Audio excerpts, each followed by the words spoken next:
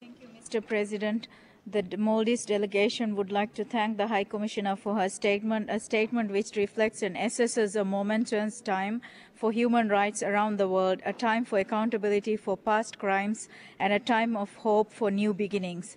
The flight of former President Ben Ali from Tunisia, the arrest and prosecution of former President Mubarak and his associates in Egypt, the arrest of former President Gbagbo in Cote d'Ivoire, the death of Osama bin Laden, and the recent capture of Tako Mladic in Serbia all send out a powerful message to those who believe they can violate human rights with impunity.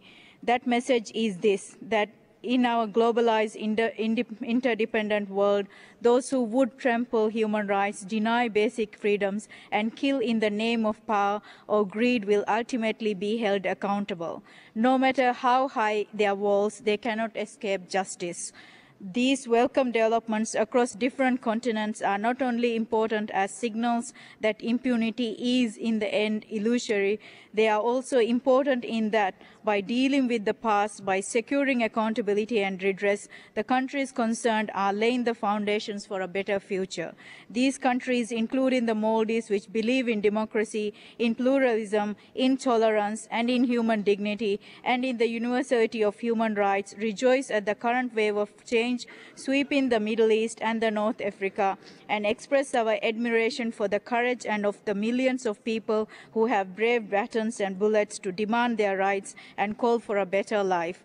As the High Commissioner made clear in her statement, the right of response to the governments to the popular protests that have been sweeping through the Islamic world is to listen to the demands of those calling for change and to work through a process of dialogue to address their concerns.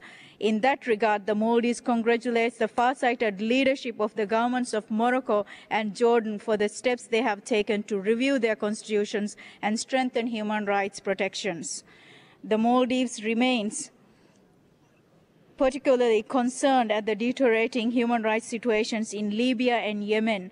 The Maldives made clear long ago that the regime of Muammar Gaddafi has lost all legitimacy to govern Libya and must immediately step aside.